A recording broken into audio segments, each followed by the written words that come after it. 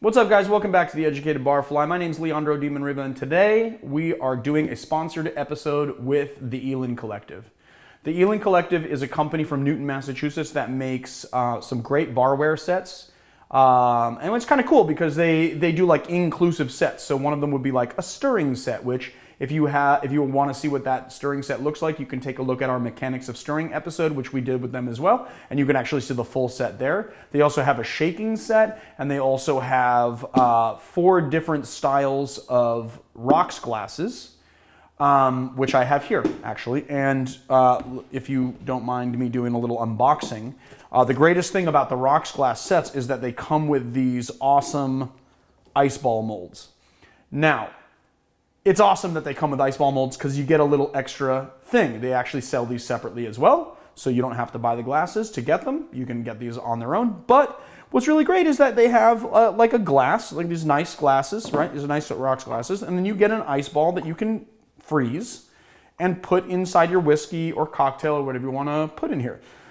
Now, the bummer about making ice ball molds is that if you just put water into this top hole and put it in the freezer, it's going to freeze cloudy. It's going to look basically like this.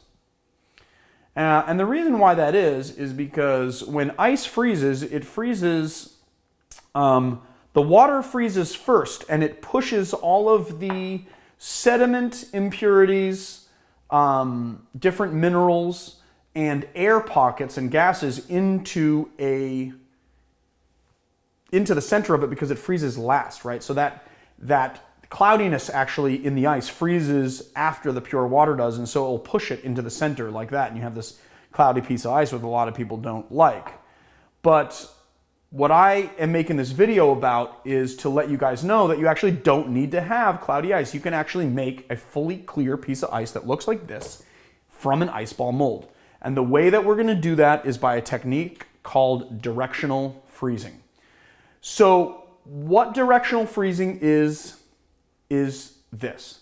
As I said just a second ago, when water freezes, the clear, pure water freezes first, and it pushes all of the sediment and gases and minerals into a column, right, in the ice. And so as a lake freezes, for instance, it will freeze from the top down, and it will start pushing those impurities and gases and minerals and stuff down further and further. And so you get that nice pure ice first. So what we are going to do is we are going to do a little hack where we trick this into freezing from the top down by using a thermos. What will happen is that we're going to basically mimic like a lake freezing, right? By filling this with water. And as this freezes, once you fill this with water and then you fill this with water, and you put it obviously with the hole facing down in there like that, what you're doing is you're basically telling this to freeze like a lake would. So the insulated sides are not going to freeze as fast as the top. So you're forcing the ice ball mold to freeze from the top down.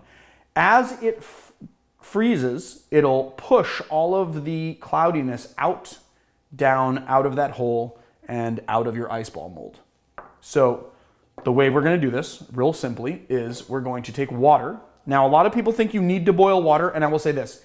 If you boil the water, you will actually dispel a lot of the gases from the water. But then if you pour it after boiling it, you'll make more gases. So what you need to do is if you boil the water, you need to let it cool to room temperature before you pour it, all right?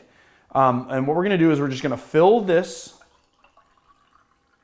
thermos with water till it's almost full.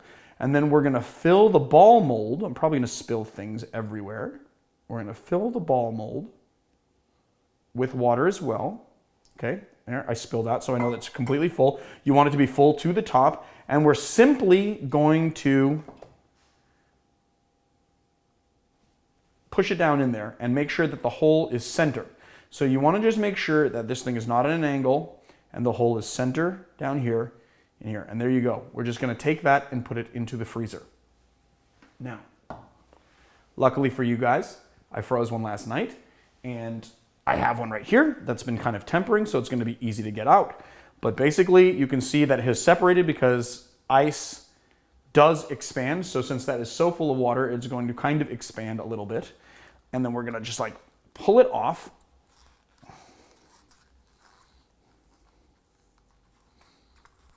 There we go. Oh, nice. And you can see that this thing looks like it's frozen solid, but it's actually not frozen solid. If you poke a hole in here, the whole inside of that is still liquid water, so only the surface is actually frozen. And there you have your clear ice. Now, there's a couple of things that you need to be aware of when it comes to making clear ice, because I don't want you guys to get frustrated when you do this at home. The first thing is that there are ways in which you can get certain ice forms in your ice. So this one right here, if you can see, it has spear-like ice forms in here, and these ice forms possibly were created from vibration in your fridge. So you want to make sure that over the 24-hour period that you guys are freezing this ice, which I don't know if I said before, but you should refreeze it for at least 24 hours. You want to make sure that there's not a lot of excessive opening of the freezer or these ice forms. The vibration could actually create the ice forms. So some of you get like that or like this. There's also a cloud-like ice formation, right? The other thing that you want to do to kind of troubleshoot it is to boil your water and let it sit to room temperature, which I said a little second ago.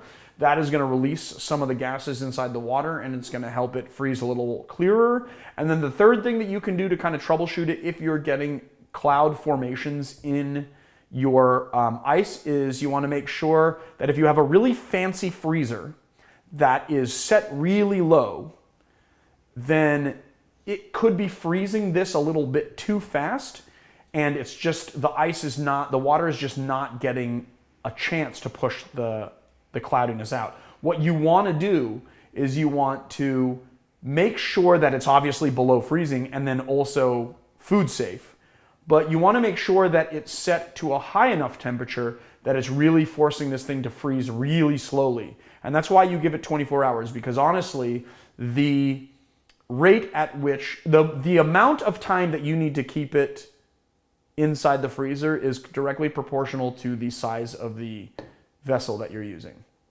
For instance, if you use a 5-liter cooler, which we will be doing in another episode to make a block of ice, you might need it to be a little bit more, depending on what your freezer is going to do, to get that nice clear ice block. So to recap, well, not to recap, but just so you know, with this technique, it's not that we are not making clear ice. It's not that we're not making cloudy ice. What we're doing is forcing the cloudy ice just out of the ice form so that it is a fully clear piece of ice. So you'll never get rid of cloudy ice. No matter how pure your water is, you're always going to have cloudy ice. There's always going to be gas. There's always going to be minerals. There's always going to be something in there that makes it cloudy. Even if you take the tears of a god, you would still get cloudy ice. Okay, no water is too pure to not get cloudy ice. So the name of the game is to push the cloudy ice out of your ice form so that you can just have a nice clear thing. But there you got it. You got a nice clear piece of ice that you can use, and it just makes your cocktails look that much more beautiful. So go get your Elin Collective glassware and ice ball molds, and happy freezing.